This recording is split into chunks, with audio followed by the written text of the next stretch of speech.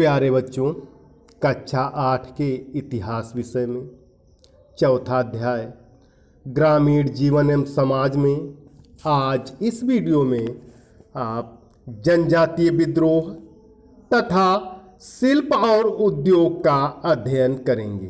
तो देखिए, जनजातीय विद्रोह ब्रिटिश शासनकाल में होने वाले प्रमुख जनजातीय विद्रोह थे। भीलों का विद्रोह जो कि मध्य प्रदेश तथा महाराष्ट्र में हुआ था। दूसरा कोल विद्रोह जो बंगाल, बिहार तथा उड़ीसा में हुआ था। गोंडों तथा खोड़ों का विद्रोह उड़ीसा में हुआ था। कोली विद्रोह महाराष्ट्र में हुआ था तथा मेड़ों का विद्रोह राजस्थान में हुआ था। संथाल विद्रोह बंगाल एवं बिहार में हुआ था। उत्तर पूर्वी भारत में भी अनेक जनजातीय विद्रोह हुए, जैसे खासी लोगों द्वारा किया गया विद्रोह जिसका नेतृत्व युतिरोत सिंह ने किया था। किसने किया था? युतिरोत सिंह ने। इनमें से अनेक विद्रोह ऐसे थे जो लगातार कई वर्षों तक चलते रहे।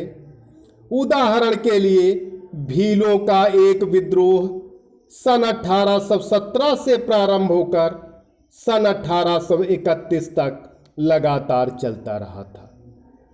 सन 1779 से 79 से 1780 में आंध्र में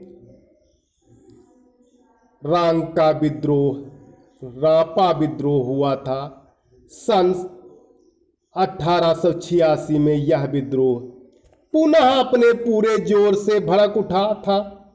यह विद्रोह प्रत्यक्ष रूप से ब्रिटिश सरकार तथा भूस्वामियों एवं साहूकारों के शोषण के विरुद्ध था। बिहार में छोटा नागपुर क्षेत्र में सन 1890 के दशक में मुंडा विद्रोह हुआ था।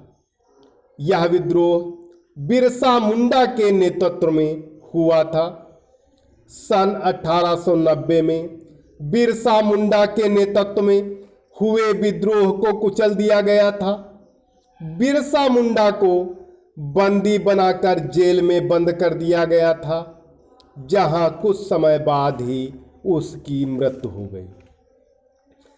टिकेंद्रजीत ने मणिपुर में अंग्रेजी शासन के विरोध में एक विद्रोह का नेतृत्व किया था, परंतु अंग्रेजों ने इस विद्रोह को कुचलने में पूर्ण सफलता प्राप्त की तथा टिकेंद्रजीत को फांसी पर लटकाकर मौत के घाट उतार दिया था। 19वीं शताब्दी के उत्तरार्ध में जो एक विलक्षण विद्रोही घटना देखने को मिली वह था सन 1835 का संथाल विद्रोह।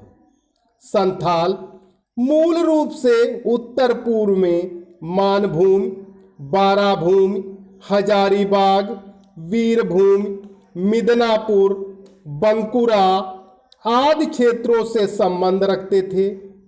ब्रिटिश सरकार की भूकर प्रणाली को लेकर सन 1893 से 1894 तक असम के मैदानी भागों में श्रृंखलाबद्ध किसान विद्रोह हुए। आगे देखिए, शिल्प और उद्योग। ईस्ट इंडिया कंपनी की भूमिका सन 1600 से 1757 तक व्यापारिक निगम की थी, जो भारत में वस्तुएं तथा कीमती धातुएं लेकर आती थी तथा उनके बदले अनेक भारतीय वस्तुएं पाती थी, जैसे कपड़ा, मसाले आदि। इन वस्तुओं को वह विदेशी बाजारों में बेचती थी तथा भारी लाभ अर्जित करती थी। बंगाल की केंद्रीय शक्ति बनने के बाद कंपनी ने अपनी राजनीतिक शक्ति को तानाशाह के रूप में बंगाल के बुनकरों के विरुद्ध प्रयोग किया। उन्हें अपने उत्पाद बहुत सस्ते अथवा अंग्रेजों द्वारा निर्धारित दामों पर बेचने के लिए मजबूर किया गया। इस तरह भारतीय कारीगरों को लागत से भी कम दामों में अपनी वस्तुएं बेचकर हानि उठानी पड़ती थी।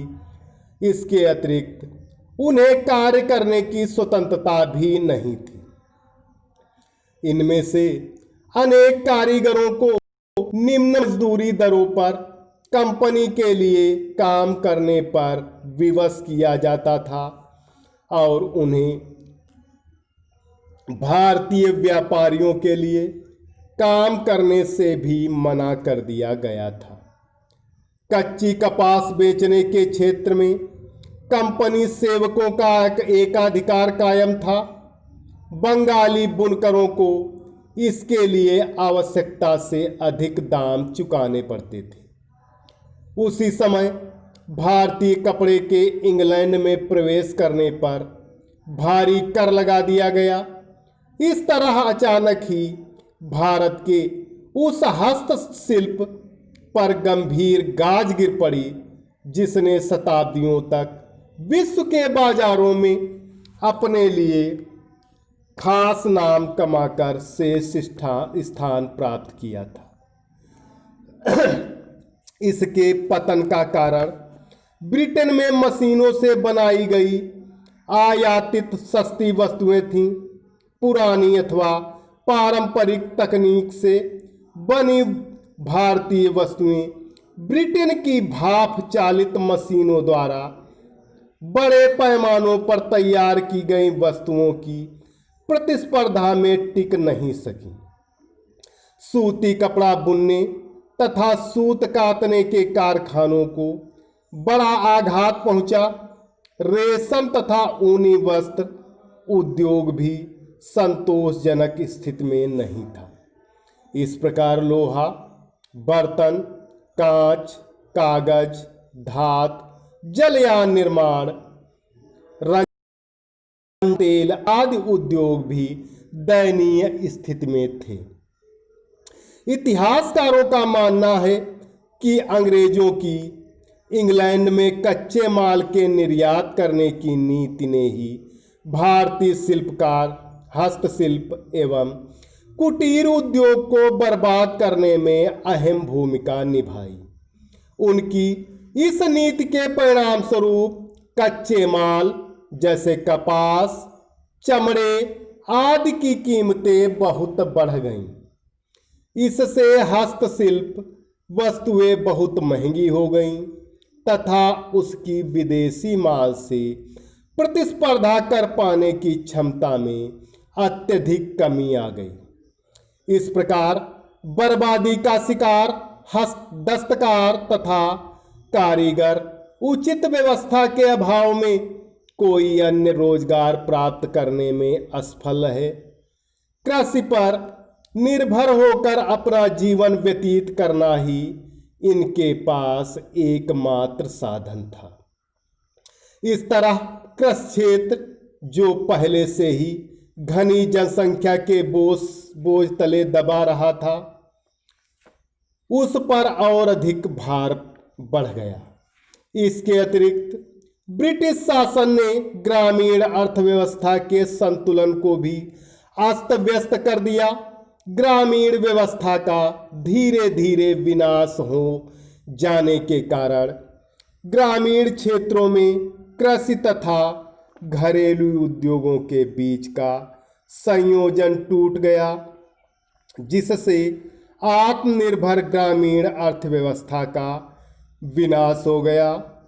फलतः भारत अंग्रेजों के लिए एक ऐसी कृषि औपनिवेशिक बस्ती बन गया जिसकी उन्हें अपने उद्योगों हेतु कच्चे माल के स्रोत के रूप में आवश्यकता थी। भारत से निर्मित वस्तुओं के निर्यात के अतिरिक्त अब विभिन्न प्रकार के कच्चे माल जैसे कपास, रेशम आदि के निर्यात के लिए भी भरपूर जोर दिया जाता था, क्योंकि इस कच्चे माल की ब्रिटेन के उद्योगों को बहुत आवश्यकता थी। बागानों से संबंधित उत्पादों जैसे नील तथा चाय आदि का निर्यात भी होता था। अतः आवश्यकता पड़ने पर भारत से खाद्यान्न भी ब्रिटेन भेजा जाता था। तो प्यारे बच्चों, आज इस वीडियो में इतना ही। सभी विद्यार्थी जनजातीय विद्रोह तथा शिल्प और उद्योग के बारे में अपने शब्दों में लिखकर होमवर्क वाले ग्रुप पर अवश्य डालें। धन्यवाद।